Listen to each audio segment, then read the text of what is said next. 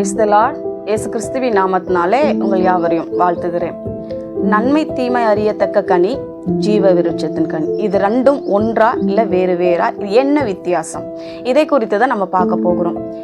நன்மை தீமை அறியத்தக்க கனி என்பதுதான் சாத்தான் குறி வைத்தது. 2 பழம் இருந்தது, ஜீவ விருட்சத்தின் கனியும் இருந்தது, நன்மை தீமை அறியத்தக்க கனியும் இருந்தது. ஆனா இந்த சாத்தான் நினைச்சிருந்தான்னா என்ன பண்ணிருக்கலாம்? அவங்க கிட்ட வந்து ஜீவ விருட்சத்தின் கனியை எடுத்து புசிங்க அப்படின்னு சொல்லியிருக்கலாம். ஆனா அவனுக்கு தெரிந்தது எதுல கைய வச்சா இவங்களை வீழ்த்த முடியும், எதுல கைய வச்சா இவங்களை கொண்டு தேவனை வெக்கப்படுத்த முடியும், தேவனை வந்து கோபப்படுத்த முடியும். பாருங்க, உங்களுடைய படைப்பை நான் இன்னைக்கு ஏன் வசம் கொண்டு வந்துட்டேன்னு சொல்ல முடியும்னு சொல்லி கையில் எடுக்க ஆரம்பிச்சது தான் அந்த நன்மை தீமை அறியத்தக்க கனி. நன்மை தீமை அறியத்தக்க கனி, இதுல வார்த்தை அந்த வசனத்திலேயே அந்த இதுலயே இருக்கு. அது எப்படிப்பட்டதா இருந்ததா? பார்வைக்கு அழகும் புசிப்புக்கு இச்சிக்கப்படத்தக்கதுமா இருந்தது என்று சொல்லுகிறது. அதற்குள்ள நன்மையும் அடங்கி இருக்கு, தீமையும் அடங்கி இருக்கு. எல்லாம் தெரிந்து எதுக்கு ஏதேன் தோட்டத்துல வைத்தார் என்று நமக்குள்ள ஒரு கேள்வி வரலாம் இல்லையா? முதல்ல அவர் என்ன பண்ணாரு? அந்த 2 கனியும் உருவாக்கி இப்படி சாத்தான் வருவான் என்று அவருக்கு தெரியாது இல்லையா? அதனால அவர் என்ன பண்ணாரு? அந்த இடத்துல அவங்க மனுஷனை உருவாக்கி பொறுமையாக இவர்களுக்கு இந்த பழத்தை குறித்து எடுத்து சொல்லி, ஒரு நாள் இல்லை ஒரு நாள் இவங்க கேட்கலாம் இல்லையா, இந்த பழத்தை நாங்க புசிக்கலாமா, ஏன் புசிக்க கூடாதுன்னு ஒருவேளை கேள்வி கேட்டா, அன்னைக்கு நீங்க புசிங்க, அப்போ நீங்க உங்களுக்கு நன்மையை மட்டும் அறிந்து கொள்ளுகிறதான ஒரு காரியத்தை உங்களுக்கு நான் கற்றுக் கொடுப்பேன். தீமை இதெல்லாம் தீமை, இதெல்லாம் நீங்க செய்யக்கூடாது, இதெல்லாம் அப்படின்னு சொல்லி நன்மைனா என்ன தீமைனா என்னன்னு எடுத்து சொல்லி அப்புறம் புசிக்க கொடுத்திருக்கலாம் இல்லையா? இல்லைன்னா அந்த மனுஷங்களுக்கு அவங்க கொடுக்க விரும்பலன்னா அவர் அதை படைத்து இருக்கவே மாட்டார். ஏதோ ஒரு நோக்கத்துக்காக தான் அந்த 2 கனியையும் கர்த்தர் படைத்து நடுவுல வேற வச்சாராம். ஏதேன் தோட்டத்துல நடுவுல வச்சாரு. இந்த ஜீவ விருட்சத்தின் கனி என்பது என்னன்னா, இந்த நன்மை தீமை அறியத்தக்க கனியை சாப்பிட்டா மனுஷன் ஆவிக்குரிய ஜீவியத்துல மரித்து போவான். 2வது, இந்த ஜீவ விருட்சத்தின் கனி என்றால் என்ன தெரியுமா? சாகா வரம் பெற்ற பழம் என்று அர்த்தம். இதை சாப்பிட்டா என்ன பண்ணுவாங்க? என்றென்றைக்கும் அவங்க உயிரோடு இருப்பாங்க. எப்போ நித்திய ஜீவன் அது வந்துடும். நித்தியமா நிரந்தரமா அவங்க என்ன பண்ணுவாங்க? அவங்க உயிர் வாழுவாங்க. அதுக்கு அவங்களுக்கு மரணமே வராது. அதுக்கு பேரு தான் ஜீவ விருட்சத்தின் கனி. இவங்க என்ன பண்ணா? இந்த ஜீவ விருட்சத்தின் கனியை தொடாம நன்மை தீமை அறியத்தக்க கனியை தொட்டுட்டான். அதனால கர்த்தர் என்ன பார்த்தாரு? உங்களுக்கு அந்த வசனத்தை வாசிக்கிறேன். ஆதியாகமம் 3ஆம் அதிகாரம் 22வது வசனம். பின்பு தேவனாகிய கர்த்தர், இதோ மனுஷன் நன்மை தீமை அறியத்தக்கவனாய் நம்மில் ஒருவரை போல ஆனான். இப்பொழுதும் அவன் தன் கையை நீட்டி ஜீவ விருட்சத்தின் கனியையும் புசித்து என்றைக்கும் உயிரோடு இராதபடிக்கு செய்ய வேண்டும் என்று. ஏன் தெரியுமா? அவன் நன்மை தீமை அறியத்தக்க கனியை புசிக்கிறதுக்கு முன்னாடியே ஒருவேளை ஜீவ விருட்சத்தின் கனியை புசித்து இருந்தா என்ன இருக்கும்? அவங்க என்றைக்கும் உயிரோடு இருந்திருப்பாங்க. அப்ப தேவனாகிய கர்த்தரோடு எப்பவுமே வாழ்ந்திருப்பாங்க.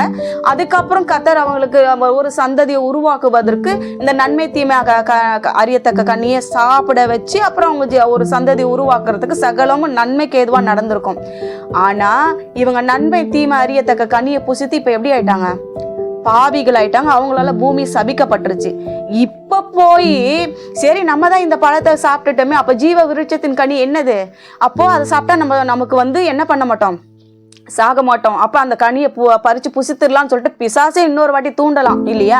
போய் அதை புசித்துருங்க, அப்போ நீங்க உங்களுக்கு என்ன பண்ணாது? மரணமே வராதுன்னு சொல்லி ஏமாற்றி அவங்களை தந்திரம் பண்ணலாம். அதனால கர்த்தர் என்ன பண்ணாரு? அதுக்காக தான் இவங்க எங்க இதை எடுத்து புசித்துருவாங்களோன்னு சொல்லிட்டு அவங்க 2 பேரையும் தோட்டத்தை விட்டு விரட்டிட்டு என்ன பண்ணாரு? அந்த இடத்துல அவங்கள துரத்தப்பட்டார்கள். அதை சுத்தி கேருபீன்களையும் சேராபீன்களையும் அந்த இடத்துல நிறுத்தி சுடரொளி பட்டயத்தை காவலுக்கு வைத்தார் என்று நம்ம பார்க்கிறோம். அப்போ இந்த 2 கனியுமே வேறு வேறு.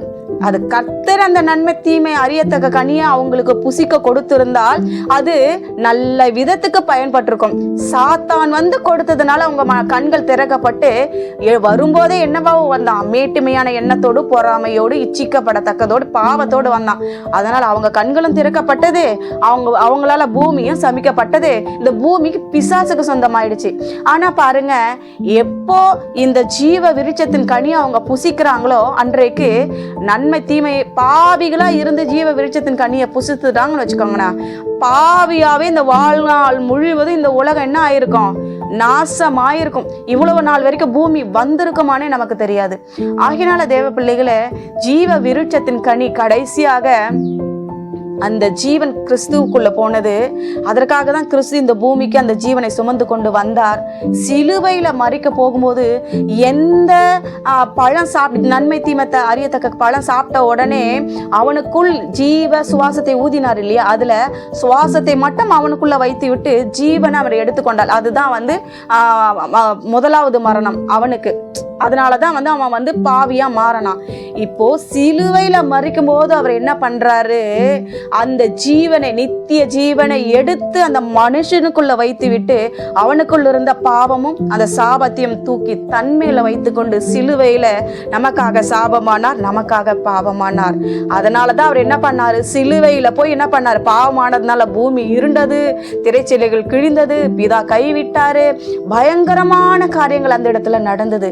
அப்போதான் ஆண்டவர் என்ன பண்ணாரு, அவருக்குள்ள இருந்த அந்த ஜீவனை தூக்கி நமக்குள்ள வச்சுட்டு நமக்குள்ள இருக்கிற அந்த பாவத்தை தூக்கி அவர் மேல வைத்து சிலுவையில ஆணி அடித்து இவ்விதமாக பாவத்தையும் சாபத்தையும் சகல பிசாசின் கிரியைகளையும் சிலுவையில அறைந்து இவ்விதமாய் பிசாசை கர்த்தர் வென்றார். அன்னைக்கே சொன்னார்ல, ஸ்ரீன் வித்துக்கும் உன் வித்துக்கும் பகை உண்டாக்குவேன்னு சொன்னார்ல, அந்த வார்த்தை இந்த சிலுவையில நிறைவேறிற்று. இப்போ நமக்கு நித்திய ஜீவனை கொடுக்கறதுக்காக கிறிஸ்து இந்த உலகத்துக்கு வந்தார். அது யோவான் 10:10 சொல்லி இருக்கிறாங்க இல்லையா, நானும் அவைகளுக்கு ஜீவன் உண்டாயிருக்கவும் அது பரிபூரணப்படவும் வந்தேன்.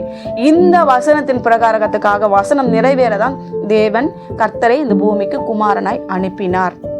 இந்த வசனத்தினுடைய அர்த்தம் இன்னைக்கு புரிஞ்சிருக்கா? இதை அநேகருக்கு எடுத்து சொல்லுங்க. இந்த செய்தி அநேகருக்கு நீங்க அனுப்பி கொடுங்க. தெரிந்து கொள்ளாதவர்கள் தெரிந்து கொள்ளட்டும். நன்மை தீமை அறியத்தக்க கனி வேறு, ஜீவ விருட்சத்தின் கனி வேறு. நன்மை தீமை அறியத்தக்க கனி பிசாசு தவறாய் பயன்படுத்தினான். ஜீவ விருட்சத்தை கர்த்த ஜீவ ஒளியா இருந்து நமக்குள்ளே மறுபடியும் அந்த ஜீவ விருட்சமாய், நானே ஜீவ அப்பம் என்று சொன்னது போல நமக்குள்ள வைத்து அவர் சகலவற்றை சுமந்து சிலுவையில் அதை எல்லாவற்றையும் ஆணி அடித்து வெற்றி சிறந்தான். தேவ பிள்ளைகளே, இன்றைக்கு இது இரண்டுக்கும் வித்தியாசம் அறிந்திருப்பீங்க.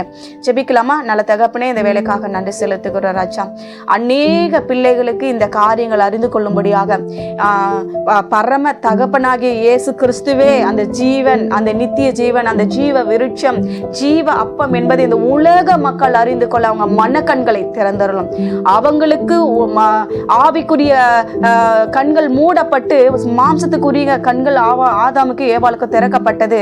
ஆனா என்றைக்கு ஜீவ விருட்சத்தின் கனியை நாங்க புசித்தோமோ அன்றைக்கு எங்களுடைய ஆவிக்குரிய கண்கள் திறக்கப்பட்டது என்று மக்கள் உணர்ந்து கொள்ள உதவி செய்யும். இயேசுவின் நாமத்தில் ஜெபிக்கிறோம் பிதாவே, ஆமேன்.